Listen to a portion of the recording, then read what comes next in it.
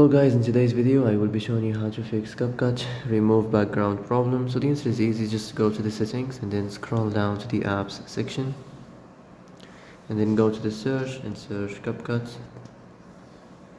and then go to the storage, and here you will find this clear cache option. Click on it. Now you can go check it if it worked, and if it didn't you can try to restart your phone or turn the Wi-Fi off and on, or the Bluetooth or the airplane mode. Also you can try to clear data, but be careful. If you clear data, all this application's data will be deleted. This includes all files, the settings, the accounts, the databases, etc. So be careful if you want to clear your data.